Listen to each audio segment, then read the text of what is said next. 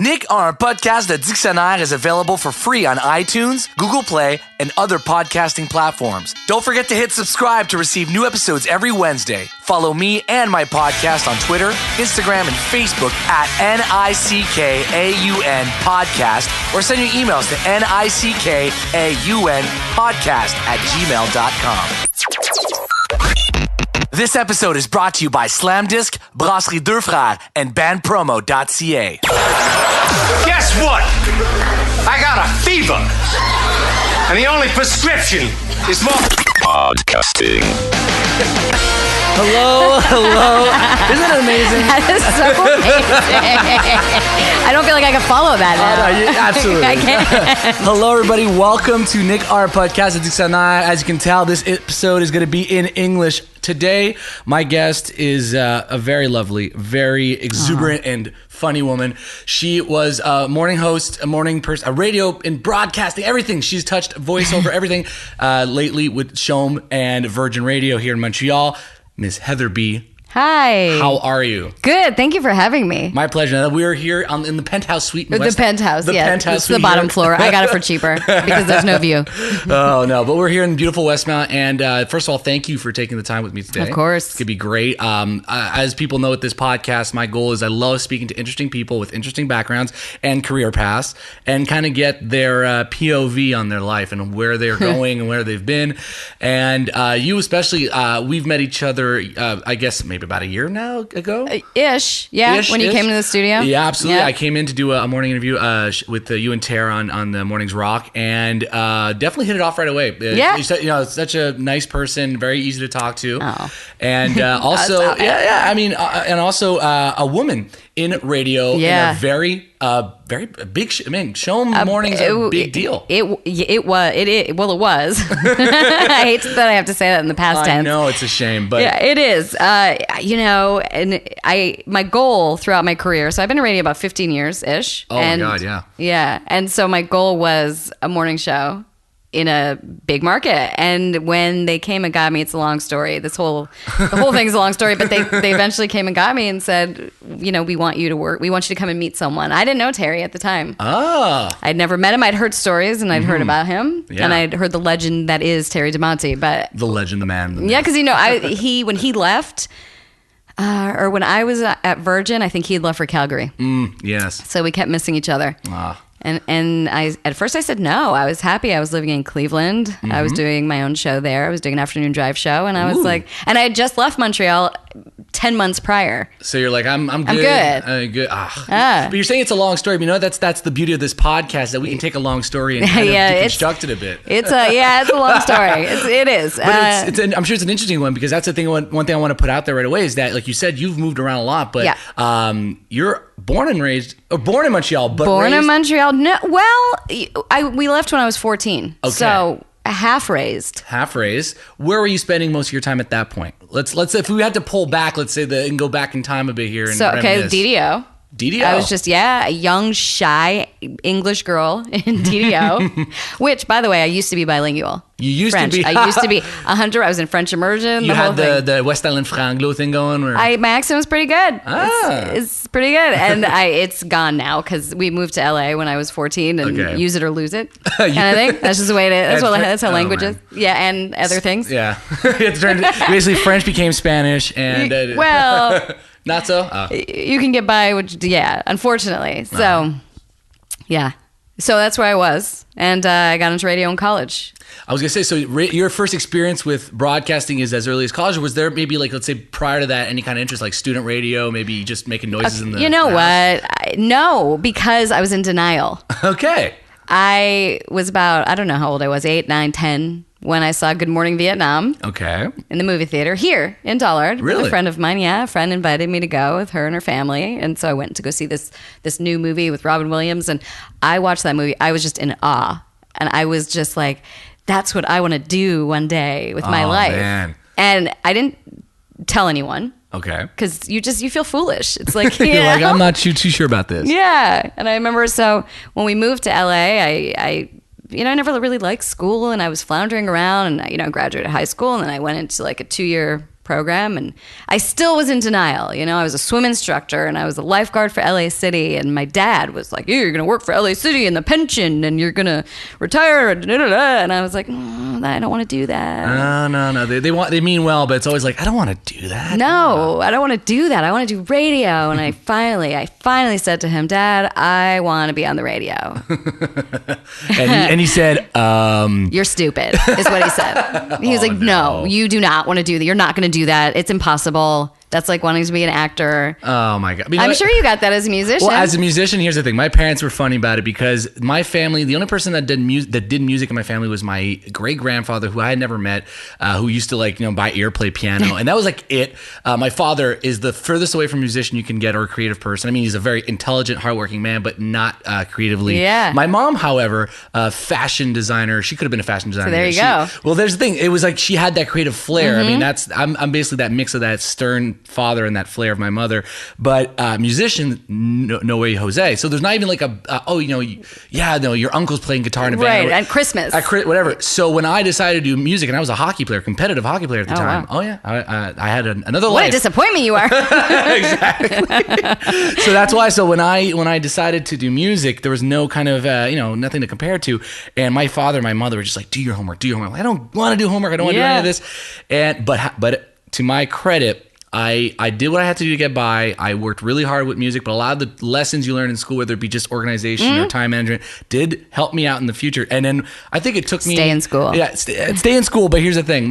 You have to have a motor. You have to really go above and beyond, because what happens is when I graduated and got further down the line, I was like at my third record or my fourth record. My dad's like, "That's pretty good what you're doing now. It's pretty good." Like my face had been on billboards and I was on TV all the time. Not enough. No, he said to me, and I'll never forget this. My father said, "You're going to be big to me when the Rolling Stones open for you."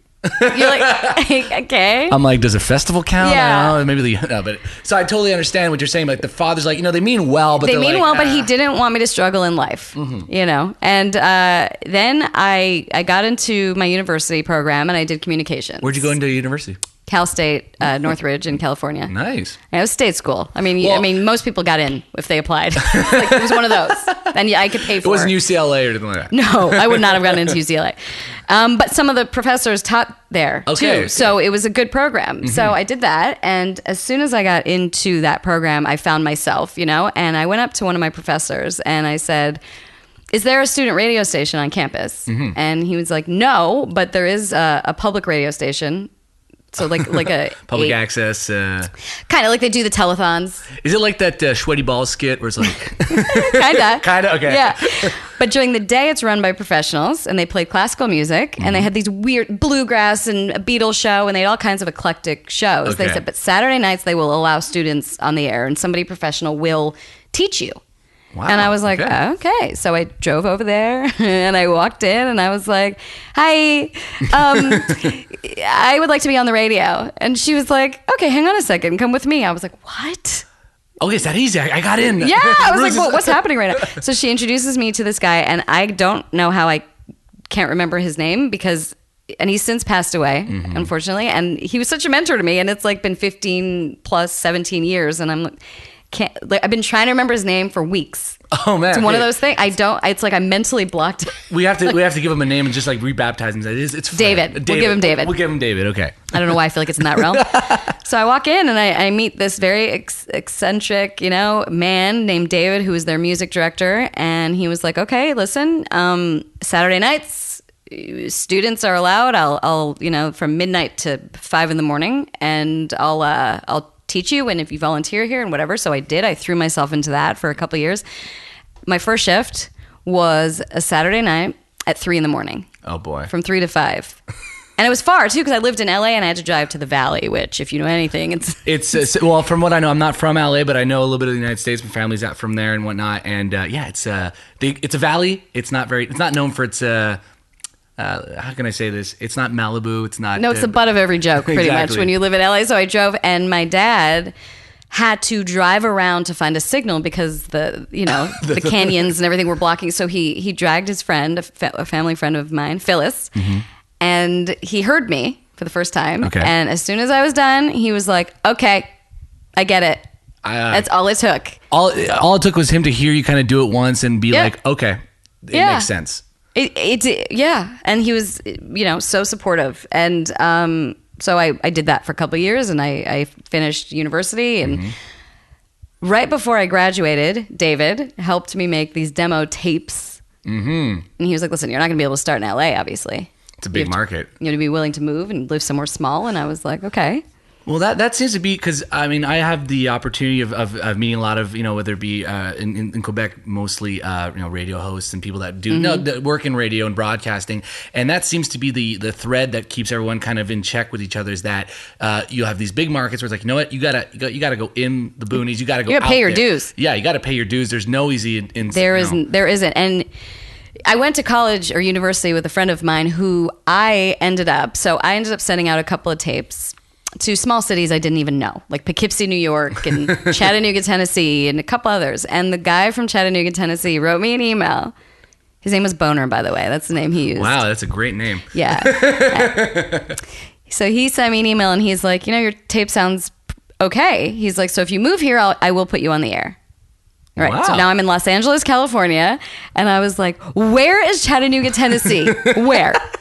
Turns out it's in the middle of Nashville and Atlanta, so it's pretty awesome. So my dad was like, well, you're not just moving to Chattanooga by yourself, 2,000 miles away. Let's go visit. So I told the guy, I said, I'm gonna come out, I'm gonna fly out, I'm gonna visit.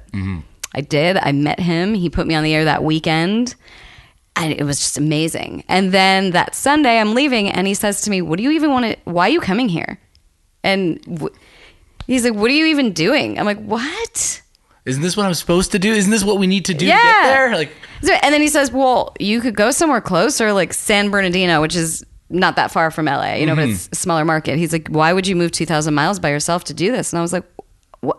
But I don't know. I was so confused. So I left, and I was like, okay, fuck him. I'm not taking this. I'm not living in Chattanooga, Tennessee. No. You're like, fuck it. It's too nice. It's too nice That's where I live. So I went back to LA, and the engineer at the college station I was working at, public station, KCSN, got me a job at ESPN Radio. Because he was the engineer there as well. And he said, listen, they need somebody, but it was a board op.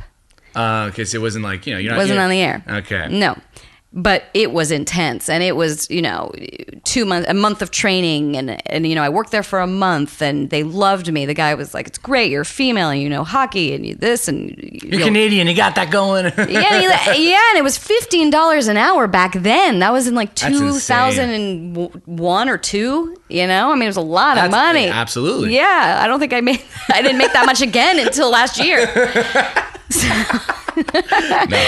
No. No. This is one thing about radio people. It's like there's no money in it, really. Well, what's crazy, and this is what I've noticed, is that there's no money in it, but it's not that there's no money. There is money, because there's fucking Ford commercials and shit all over the place. But in the sense that the radio personalities, there's so much due paying that at one point it's like a student loan in American college. It's like, when is this going to pay back at one That's point? the thing. I mean, it really legitimately just paid back, the past couple of years. But it didn't matter. You do it because you love it so much. And when it's the first time I did it, I turned on that mic in Chattanooga, and I was like, it's in your blood, and that's it. Yeah, that's it.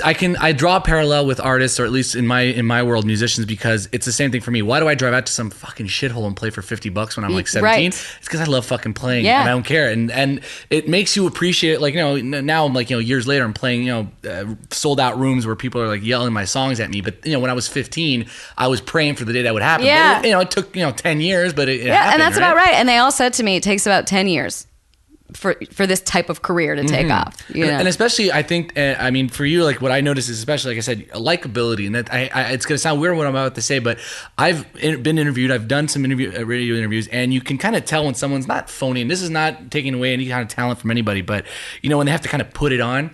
You're just yourself, and it's so natural, and that, I think, Thank you. No, but I appreciate that. I find that is something that, and again, we were talking about Terry, same thing. It's just, he's like the king of authenticity. Exactly, and that I think, in a world of radio where voices are everywhere, that actually does go a long way, because you get to build a fan base. You have people that would go to bat for you. They're like, hey, this person is great. I tune in for that person. Well, the key, I try to connect. And like nothing to me is off the table. And I'm like, well, listen, we're just hanging out. We are having a conversation, and I don't know. I'm glad I've been able to hone that. It didn't start that way. I was terrible. Well, I was terrible at. I mean, I was terrible at singing, and I'm still am now. But I was much more terrible back then. You're right. But you know what I mean? No, that's the thing. It's the thing. But I totally get it. Yeah. It's an art, and you hone your skills and whatever. So I went back and I worked at ESPN, and I was like, fine, I'm gonna work at ESPN. Screw you. And I was about a month in, and I was miserable. Miserable. There's one thing, I hate regrets, and I kept thinking, well, what if I had just gone to Tennessee? What if I had nothing to lose? Nothing to lose. So my dad one day, because I was living with him at the time, and he was just like, "Just go, Heather. I support you. Just go. Get this out of your system. Just go." Do it. Yep. So I emailed the guy, Boner. Hey, Boner, I'm sorry to pop up on you on this. Yeah. I remember I had to call one day, and they're Southern. Clear Channel Chattanooga, how can I help you? And I was like, talk to Boner, please. Can I Boner? Is it Bonaire? Yeah. And they're like, hang on. Like, it's no big deal, I'm amazed. They're like completely oblivious to the. Okay. Well, no, on the intercom they would use his real name. Let's get a secretary, Vagine. Yeah. It's like Bart Simpson. Yeah, Amanda hugging kiss. Okay. So I emailed him and I said, if you'll still have me, I hadn't graduated university yet. So I said, if you'll still have me, I graduated in a month, I will be there. And he was like, I've been waiting for you. So we finally talked about it at some point, and I was just like, what the hell? Why? Why would you torture me? What was this abuse? And he was like, I just didn't want to be responsible for you moving across country by yourself. And I wanted to know that you wanted this, He didn't want to be the one that you, like, for the you'd curse the day, like, I should have never come here. Yeah, he didn't want to encourage it. Damn you, Boner. Yeah, in any way. And, we talked maybe last year, and he was like, because we still talk, and he's a mentor to me, and he was just like, you were so terrible, but you wanted it so badly. He's like, and he didn't have a job for me. I moved out there for midnight to 3 a.m. Friday and Saturday night. That was it. I knew nobody. It was across country. It was insane, and it was the best decision I have ever made, though. Well, that was going to say, because I think that and this comes from, I mean, I didn't do something as crazy as that, in the sense that, as black and white, where it's like one, cross country, but throwing yourself in the abyss can be the scariest, but the most rewarding thing in the world. And I think that, oh my God. And again, we're here today talking because you've made that move. Because I did that. Exactly. Everything that's happened. I mean, it was just, and the way it worked out, it's like the reason, my best friend from LA was supposed to come with me. Okay. So I wasn't going to get an apartment. She made me because she had cats. She was going to come with me, but then she stayed behind, and I was now stuck with this apartment. I had signed a lease for 4 months. It was a 4-month lease. And I thought, okay, worst case, I'm there for 4 months and I go back home to LA. Who cares? I have nothing to lose. So I got there, and the manager of the place, gets me a job at a restaurant because I couldn't pay my bills otherwise. It's like, hey, how am I do it? Yeah, I was so poor. And he got me a job at a restaurant, and I made the best friends that I still have today. Really? At that restaurant. And then, and I mean, and then Boner was like, listen, whatever you knew before, forget it all. We're starting from scratch. You're comfortable behind a mic, but that's all you have. You're bad. I love it, like this compliment sandwich going on. Oh, yeah, it wasn't even a compliment sandwich. It was like an insult sandwich. It was tough love. I mean, he'd throw my tapes at me after I'd work, and we would air check, and he would just throw them and be like, "This is shit, and don't ever do that again." And he gave me the toughest skin. But that I think, though, especially in your business, I'm guessing is valuable advice that some people won't even take the time to do because they're too absorbed in there. Because I mean, I guess it's a competitive world out there. There's so many markets, so many personalities, egos and whatnot, that to have someone to take the time, rip you a new one, but at the same time, he has nothing to He cared. He cared. Exactly. No, he cared because I wanted it so badly. And he always said to me, the first rule was in and out, no one gets hurt, which is true for everything, really. Yeah, it's not rocket science. No. And he was like, if you want it bad enough, it will happen. I believe that as well. He said it has nothing to do with talent, even connections, because at the end of the day, you can connect two turds together. It's not going to give you a statue. Yeah, you know what I mean? Like, exactly. I guess it's also it's an indicator of your career, in the sense, like you said, you wanted it so bad. because that's the thing. People can get lazy in art in the sense that you feel like, oh, well, I'm just good at what I do, or you kind of sit on a pedestal. But if you're always striving for more, yeah. To me, that's it. It's like it has to work out. It just has to because you put the work in and and you sacrifice. Oh, sacrifice. That's the other thing that I have to mention. You worked again. First of all, we talk about moving. Just literally just getting out of where you're comfortable and going somewhere you have no idea where you're going. But also the hours and the toll it can take on your person, as whether it be sleep, mentally, just the way you live your life is completely changed by these schedules and the demands. It was for but then I was in my 20s, so it didn't matter. I could do Are we that. invincible, I then? didn't need sleep. I would do a double shift at the restaurant. I mean, listen, in my apartment, I had a futon, one chair, my TV was on the floor. I mean, it was like I may as well have lived in a tent. It was a very cute apartment though. Oh. And it was mine, so I was really proud of that. But it's just, and I worked a double at the restaurant, and I would go into the radio station from midnight to 3, whether I was getting paid or not, to practice. And then I did my Friday and Saturday show. But it didn't matter. It was like I just loved it so much that it's amazing. It's amazing what you'll do. Because, I mean, even I used to actually live not too far from here in front of Dawson. This was when I just started going to CJEP. I was working at a call center job. I was taking phone calls about people's cell phones who hated their cell phones. The iPhone had just come out at the time. And I remember I was going to school, working there. Kamikaze was just starting out where I started doing shows and whatnot. And I was in an apartment downtown. I'm 17, 18 years old. I went out all the time. Yeah. I would literally walk to bars. So I had owned a car at the time, but I'd where are the nearest watering holes I can walk to and walk back without a problem.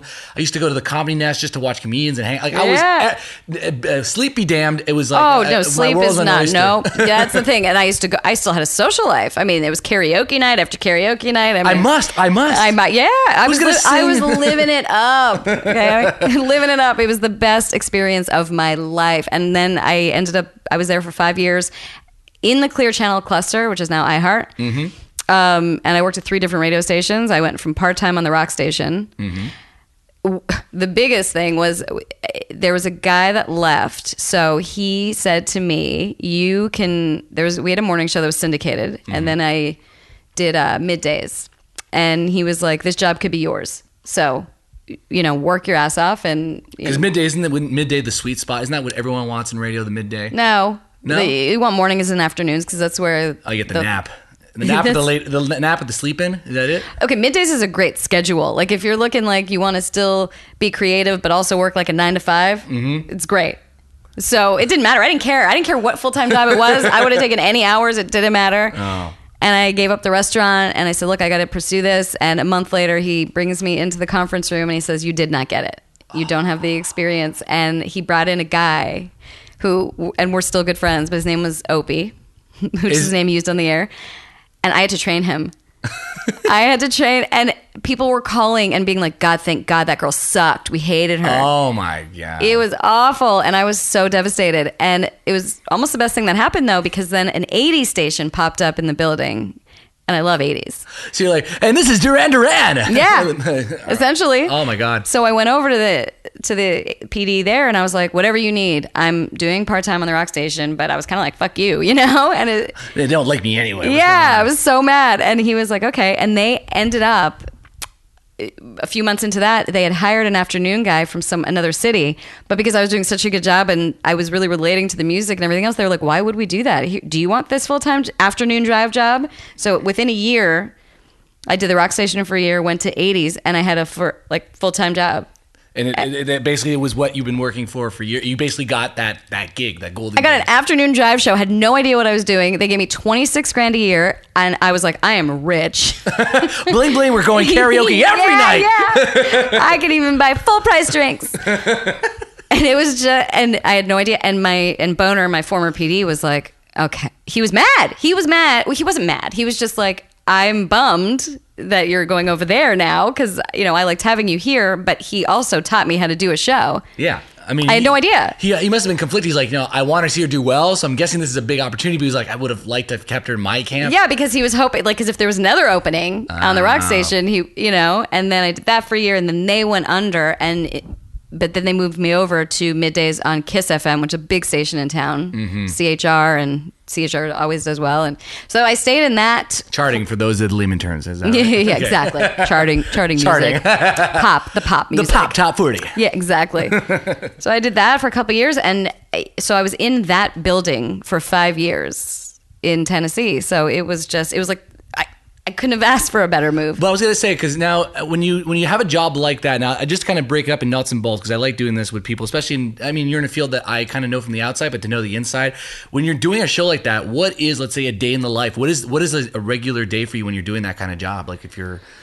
I mean, you go in an hour before your well, depends, because let's say, okay, so my last 2 years at Kiss FM, I was also a music director, and I helped the PD out, so I gave myself the title of assistant program director. It's on my resume. It looks good. And so I would go in and do my. So I'd go in an hour early. I'd show prep, use whatever I had in my life to, bad dates, whatever. Best thing ever. Yeah. I'm guessing that's part of, you have time to fill, and it has to be interesting content. So I'm guessing you got your, the hamsters spinning in the head. And going, always. You're always, as a radio person, I know for me, and I know Terry and I have talked about this, but you're always working. Always. Every observation, anything you see, anything that happens, maybe not even to you, it's material. You want to relate to people. You want interesting things to talk about. This yogurt, it's so good. Yeah. See, on a bad day. No, exactly. If you be like, oh, this date I went on, oh, horrible. Well, anyways, Jeffrey, don't call me ever again. Honestly, I pray for bad dates. Really? Yeah, that's probably why I'm still single. I'm like, the worse the better. No, because the worse the better. I'm like, I need this. Oh, man. And if I didn't like them, I wouldn't tell them what I did, so then I could use it, and then they wouldn't listen. So Smart. So I'm guessing you're doing all these different tasks. That's the thing too, because you're not just doing one thing. You're Okay, when you're in a small market, you are your promotions department. You are bannering. You are scheduling music. You are helping out the PD. You're there. You're working, I don't know, million-hour weeks. You're coming up with promotions. You're at the promotions. But we were a family, especially the last 2 years. I mean, we did everything together, and we loved it. We had the time of our lives. Oh, man. So it was such an amazing experience. And I'm guessing those years, because now if we kind of I guess we're not too far away from you coming back to Montreal and starting there, I guess, right? Well, then I went to Jackson, Mississippi. Mm-hmm. A guy wanted me. He used to work in Tennessee, and he was like, "I need you for this station." And I was like, "No, I am not living in Mississippi." So that happened. Then that became a bad situation. He's passed away as well. I'm like the Black Widow of radio people. And he was an amazing man, and he was brilliant, but he had demons, and he was an alcoholic, and he was a war vet, and so hooked on pills. And so it just, you'll find a lot of radio people that they go down a dark path. I said it earlier. It's a job that I think requires a lot mentally, physically, and personally. And I think that it's a challenging job. Yeah.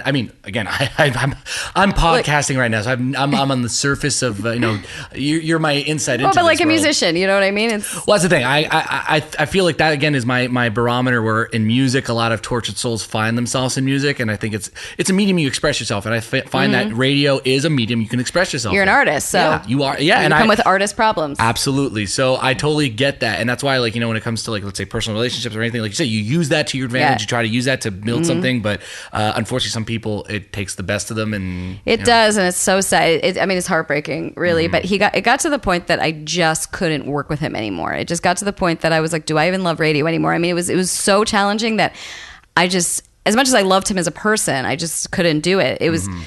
So, and it was great experience working for him, and I learned a lot. And so, but then it just got to the point that I said, you know what? And I'd been visiting Montreal a bunch because my mom lives here, and I was like, I'm moving there. I'm gonna go where it snows. I don't know what I was thinking. I really don't. I thought LA would be too hard to get into radio, but for some reason, I don't know. I had this feeling about Montreal. My gut was like, go there. So I did. I sold my furniture. I packed my car again, and because now I have a couch and a washer and dryer. I own things. I was like, what? So I sold all that, and I packed my car, and I moved to Montreal. And about a month in, first of all, I didn't speak French anymore. Oh boy! So I couldn't even do anything else. And then I realized how much I miss radio. Missed it so much. I'd applied for a job on Mix 96 before I moved, but I didn't get it. But I was in touch with Mark Bergman, who's the brand manager there, and he was like, "Oh, if you come to town, we'll meet and whatever." So I ended up just coming to Montreal without a job and living with my mom, and I ended up meeting Mark and meeting Bob Harris, who was running CHOM, and he was the VP at the time, and so they ended up putting me on the air part-time. Getting your foot in the door, just kind of testing the waters, I guess. Yeah. So I did a few weekends on CHOM, and then next thing I know, I got a message from Mark on Mix 96, and he's like, "I'm going to need you for the summer, so I hope don't suck." I was like, "What? I've never been on your station before. What do you mean?" I thought I was going to work on CHOM, and I was super excited about that. And not that I wasn't excited about Mix, but I was just like... You weren't expecting it. I wasn't expecting it. And the thing with Montreal, it's hard to find English talent that will come here. Well, yeah, I mean, on the French side, I mean, there's a lot of people on the French side, but then again, it's Quebec. But in the English side, like you said, a lot of people go to Toronto. They're going to go to New York. They're going to go. They're going to go to Ontario. It's like you don't stay or whatever. So so now that I'm here and I'm experienced, they're like, "Okay, come, you'll be our summer swing person." So I did that, and I think I did it for about 8 months, and I got to the point that I was working at a restaurant again, and I was like, okay, I can't. I gotta go. So I started applying for jobs, and I ended up getting a job in upstate New York as a morning show co-host, which was my goal my entire career, was a morning show. So I didn't want to go. It was Ithaca, New York. Who wants to live there? Yeah, it's a student town, but if you're not part of the students, it's like, eh. And my gut told me not to take it. And this is the thing. I always listen to my gut, but my gut was like, don't go. And I was like, no, career-wise, it makes sense. So I told them, and they were like, well, we can't ask you to stay. And I said, all right, well, I'm going. So I went. I did one show with the guy. We launched a brand new station.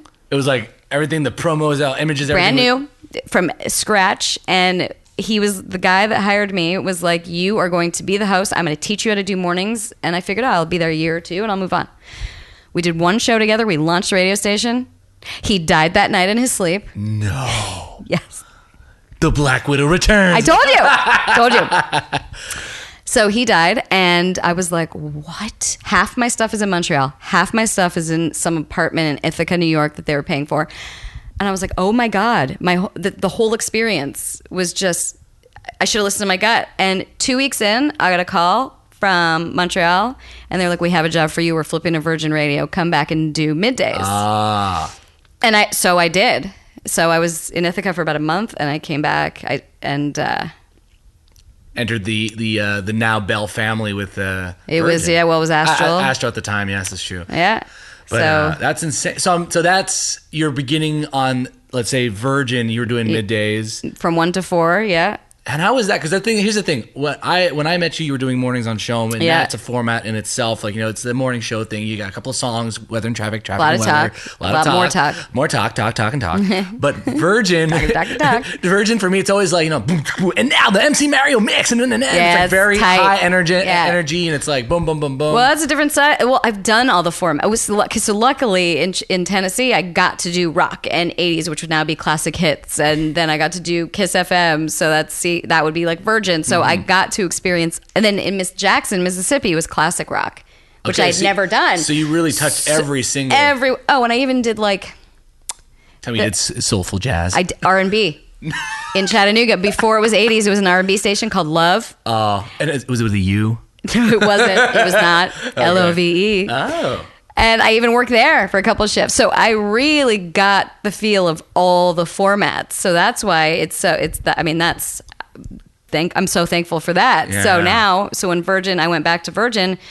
Yeah, it's always a learning curve when you change formats. You're talking to different people, men versus women and different ages. And you've got to tell a whole story in 30 seconds. On CHOM, you can take 2 minutes, which is a huge difference. But, it's, I don't know. That's the thing. I think that, and for me, like I've started now this podcast where I'm like, I'm not a broadcaster. Far from it. My only radio experience has been interviews where I went and promoted my band and people that I've known that, friends that I've met throughout the years and whatnot. And, for me, broadcasting, or at least, like you said, we've been talking now for over 30 minutes about these little intricacies of the business, the nuts and bolts. And that's what I find is really cool, especially about that world, is that it's something I feel people take for granted. in the sense it's in their radio, it's in their car. They turn it on. It's talking. Like, yeah, they know. No, it's so easy. So easy. They're just so talking. Easy. They're just talking. Yeah. And I think people do not realize, like you said, the art and the craftsmanship in being that. And I just hope that this podcast, if anyone had a doubt in their mind, this would be a great, like, oh my God, okay. So it's not as easy. I'm not going to call and complain anymore. Yeah, that'll be the day. If it sounds easy, it's because we're good at our job. That's the thing. Oh, that's good. Well, and that's the thing. I mean, like anything. I mean, I know, like, example, like when I was starting to do this podcast, my biggest concern because I'm doing some in French and in English, I butcher the French language. My first language. It sounds good to me. Well, here's the thing. My dad's French Canadian, my mom's American, so my English is, and I'm also an English lit major. So I mean, I spent most of my so that's my forte. But ironically, using a French word to describe that, but it's the fact that when I was in French, it's not that I would begrudgingly learned it. You know what it is to be a West Island kid. Yeah. It's just that you have to learn it, and I'm so happy I did. But I just butcher it so much, and I'm thankfully over the years it got better. So when I started doing this podcast, and I was like doing French, like English, like no, to me this is English easy. is just an easier language. It's easier language. I was doing it in French. Oh my God, I was listening to the first few tapes. I'm like, oh my God, Nick, just shoot yourself. This is ridiculous. But then again, I have zero experience, and I'm like, I can only imagine when you're. Bread and butter is that you're trying to get in. You have to fix it. You have to listen to yourself. You have to. Oh, that's the worst part. Oh my God, the worst part. I never want to listen to myself. I cringe. Even now, I cringe. I'm like, I'm terrible. So bad. Oh, but that's crazy though. So I'm guessing after the experience with Virgin, like you said, you're doing the midday and everything. Mm-hmm. When does the morning show at CHOM kind of come knocking? So then I said to that. Then I wanted to. My goal is always to move up and up and up. You know what I mean? So middays wasn't enough for me, and then afternoon drive came open, but I didn't. They hired someone else. They hired Cousin Vinny, who's now on the beat mornings, and I said to myself, all right. I'm going to start looking for another job. Because lucky for me, I'm dual citizen. I can go to the States. Absolutely. Which, thank God. Thank God. I have the same thing. And trust me, beautiful. Yes, beautiful. It is. The opportunity is just endless, you know? So I applied, and I ended up with an afternoon drive show in Cleveland. So I did that for about 10 months, and I loved it. I love that job. I love that market, because even though I was doing hot AC like Virgin... it had a bit of a local flavor to it. It did, and the people there are just salt of the earth. You know what I mean? They're awesome, and so like they were so welcoming and I'm sorry, but Montreal's audience, if they love you, they love you. But if they don't, you must know. Oh, I definitely do know. They are mean. They can be mean. You know what? It's even meaner in Quebec because it's in the sense that it's like the Canadians, like the Habs.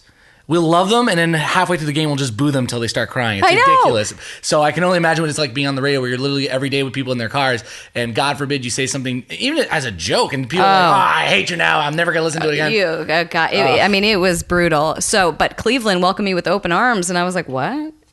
Because the South was challenging, too, because I'm this girl from LA, very, and they're religious, and there's certain things that you can and can't say, and I didn't know damn was a swear word. I didn't know.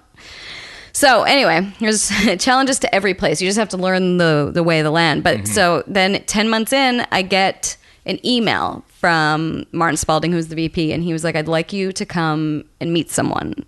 And I said, no. I was like, I can't.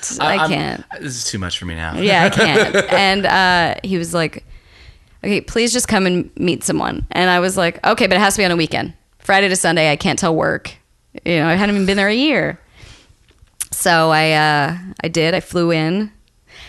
I came in on the Friday night. I couldn't tell anyone I was here either. My mother and like a close friend lives in Vaudreuil. Like no one in the industry, and most of my friends are somehow tied to the industry. So it was all hush hush, being escorted into the country. Yeah.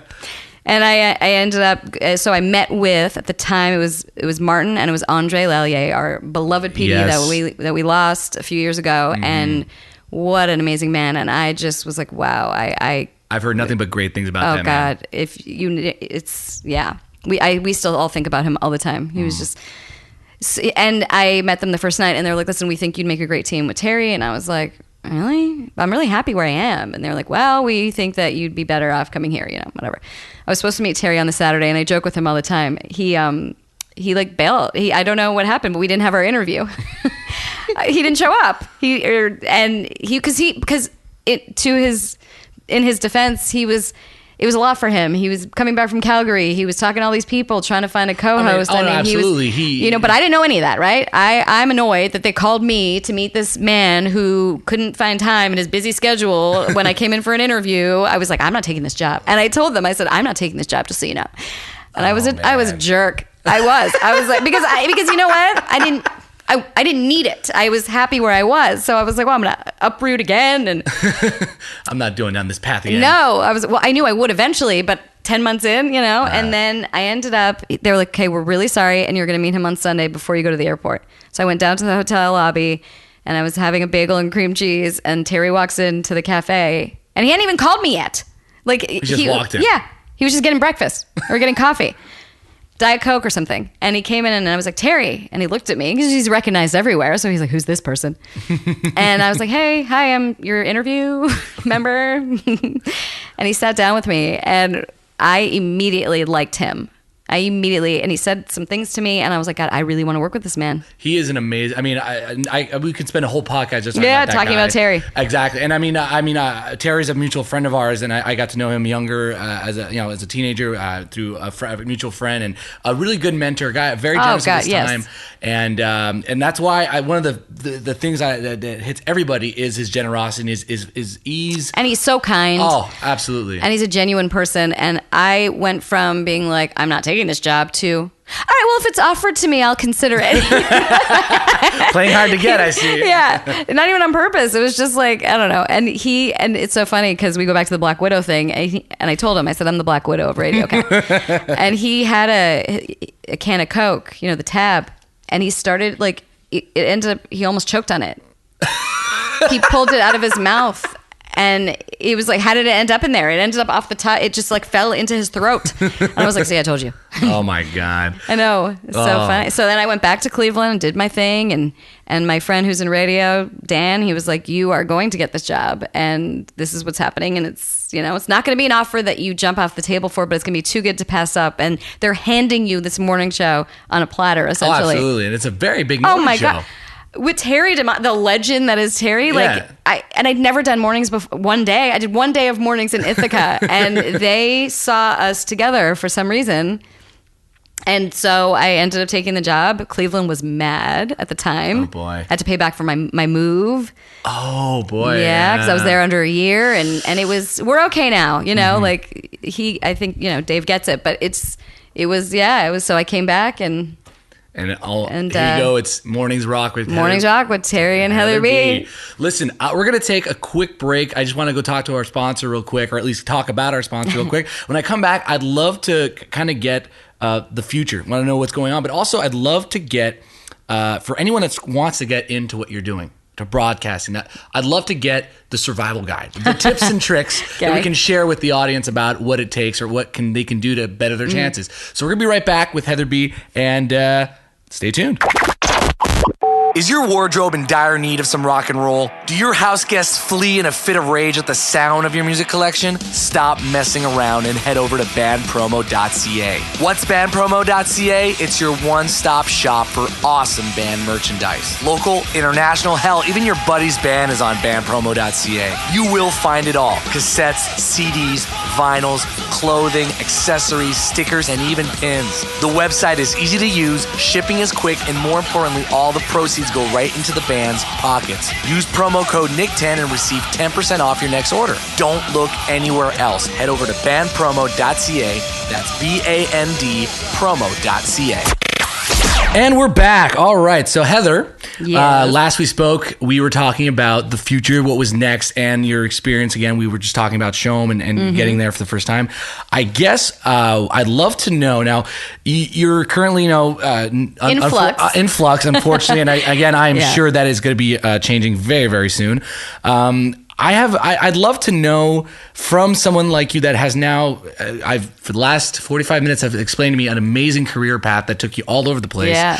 I'm guessing this is a question that seems kind of, maybe stupid or kind of simple, but someone that sees you do what you're doing, I'm talking male or female, who sees you on a billboard doing mornings or doing that stuff. If they want to get into it, don't. No, I'm just kidding. Well, that was the shortest thing.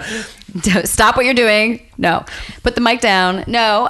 Well, I mean, the thing is, everybody did it differently. Everyone I spoke to, all of my colleagues have all done it differently. But the theme is you get an internship, you work a lot for free. See, I find now, I don't know if this is a millennial thing or whatever, not to bash. I don't know, but we can. I think I know where you're going, but go ahead. It's okay. Like they're not as willing to maybe work for free and live, and move away from home. It's a very, I mean, even for me, like I'm going to be turning 30 soon, and I noticed, and people consider me millennial because I'm born technically, in, I guess you are. Technically I'm born in 88, but I guess it's like, yeah, whatever, right?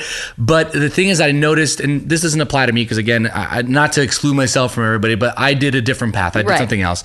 But what I noticed is just that, my parents' generation were told, work hard, get the pension, good to go. Exactly. So that was the motivation. Like my dad. Absolutely. No, we're talking about, parents. That's what they want for us. I feel like this generation was so presented the land of opportunity. You could a little coddled. A little coddled, absolutely coddled, but also they were told you can do anything. Yeah. You can be anything. I feel like maybe we could tone that down just a little. Not everybody can be president. You can't. Not everyone can be president. I mean, technically you can't. No, exactly.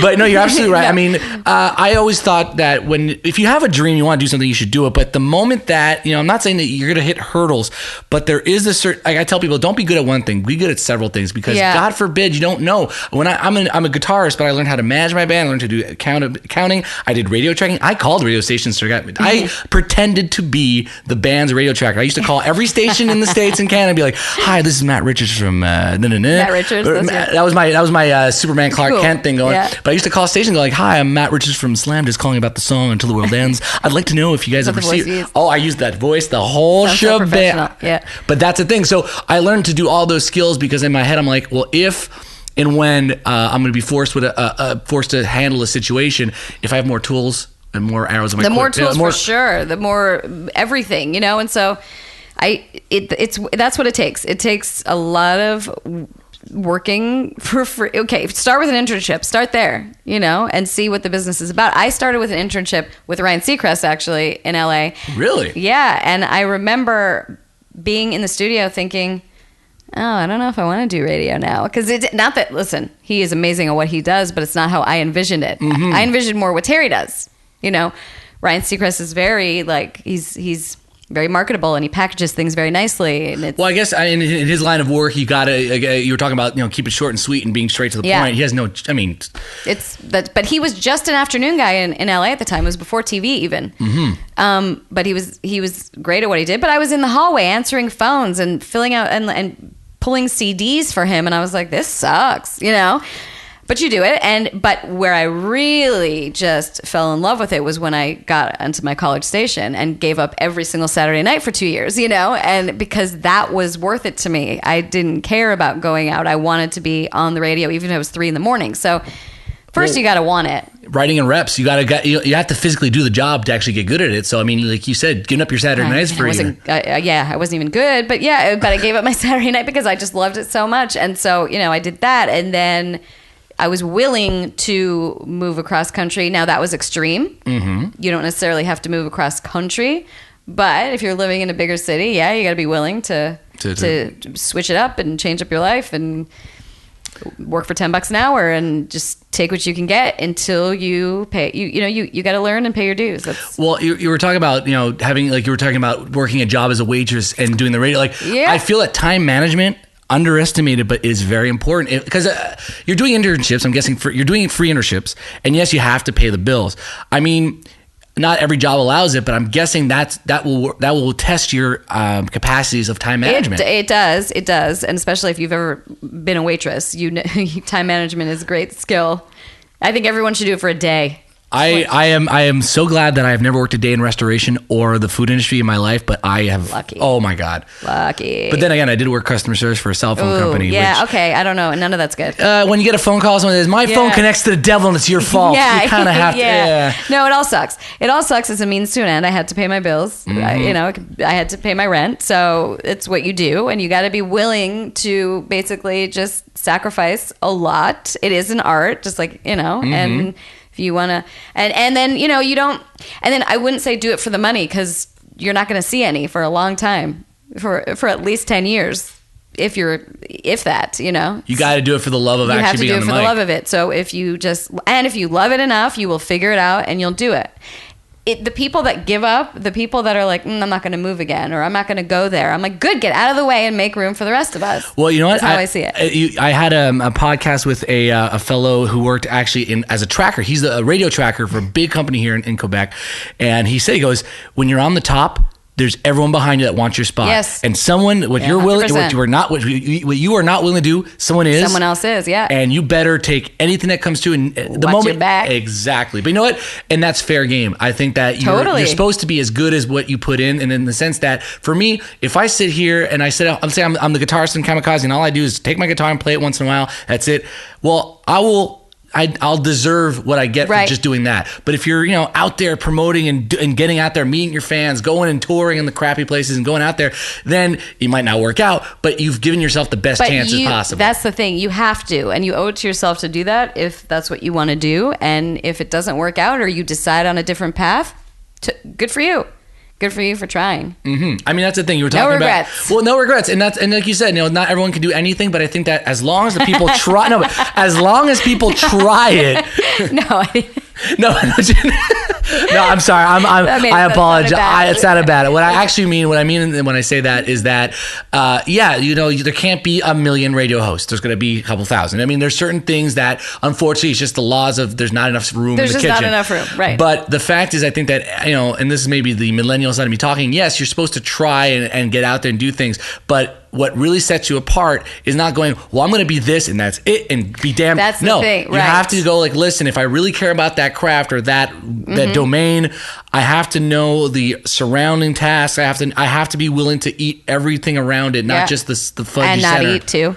So I worked in a restaurant. I got a discount. Oh, amazing. But so I'm guessing this kind of leads up to my conclusion, at least to my ending question, which I usually ask all my guests when we're talking about past, present, and future, is that, Heather B., where are you going? I wish I knew. I have this is the first time in a long time that I have absolutely no idea. It was obviously not my choice to leave CHOM, unfortunately. Mm-hmm. So budget cuts. So I don't know. I'm packing my apartment and I'm putting stuff in storage and I really have no idea. And I think I'm going to draw a parallel here about, going to, Tennessee or, going out there. The abyss is scary, but can be the most amazing thing ever. And I think at this point in your career, especially with what you've told me in terms of your past, your quiver is full of arrows. And I think that even though, like you said, as time goes by, we get tired. We're not 20 anymore. We're not invincible and stuff. I get that. But I have a feeling that, you've put in the dues, you put in the hours. And I think that no matter where you end up, and that's the thing when I always tell people, no matter where you end up, as long as you're going full on, you'll never have a problem. In the sense that you could be thrown in any market. I know you take it seriously and you would never treat it otherwise. Yeah. And that's why you're never going to have a problem. Thank you. Thank you. I just got to figure out where to now. Somewhere warm, no snow would be nice. Listen, I applied for Hawaii. I'm still hoping I get a... I think I saw that face. I thought that was amazing. Oh my God, aloha. It was the most amazing letter I've ever received because they don't. Most of the time you apply, it goes out into the abyss of applications. You never hear anything about it. And they actually aloha. Yeah, I hope your career flourishes. Yeah, it was amazing. So yeah, I don't know. I am excited to see where I end up next. I'm guessing as a radio host, but is there any kind of, I guess this can maybe kind of button up everything. I'm guessing as a radio host, as a broadcaster, is there maybe even above that, in a sense, is there maybe something, an ambition? Have you ever wanted to paint? Have you ever wanted to sculpt? Have you ever wanted to make a movie? Is there something that's beyond your job? Okay. Do you know what I've always wanted to do is flower arranging? Isn't that bizarre? No. I have always thought working in a flower shop with the smells and the colors and the creativity that goes into making a bouquet, it sounds so lovely to me. I don't know, and relaxing and zen. And I can confirm to you that it's a very profitable racket. Having planning my wedding right now, they're very good at what they do. But yeah, there's that, and I always said, well, if I didn't do radio, advertising, but coming up with concepts for commercials and whatever promos, but radio is in my blood and it's my passion. And so I, at this point, can't see doing anything else. So I don't know. Well, you know what? I like I said, and I do mean sincerely. And I like this format. We've been talking for the last over an hour now. We met each other a year ago, again, as me coming in being an interviewee on your show. But I totally dug your vibe. You're a very likable person. You too. Well, thank you. And that's the thing. It's like I love talking to people with interesting backgrounds and learning their story and seeing what diving in and picking their brain a bit. And from what I gathered, and this just confirms what I thought. I mean, you're good at what you do. You do it with passion and authenticity. And I can't see you not doing this, or at least it's a bump in the road, but the road is a nice long one. That's for sure. It's getting shorter. Oh boy.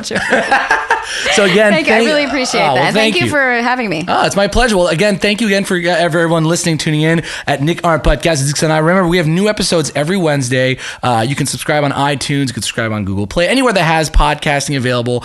You can also send your emails, your questions, violent reactions to what I've done here today. You can even send my tapes and tell me you did dead space here. This is bad at nickartpodcast@gmail.com. That's NICKAUN podcast @gmail.com, and also on Instagram, Twitter, the Facebooks, and the social media at Nick AUN podcast.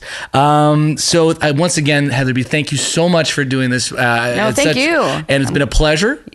No, the pleasure is all mine. Well, I hope we see each other soon, and I hope our paths will cross sooner than later. They will cross. Yeah.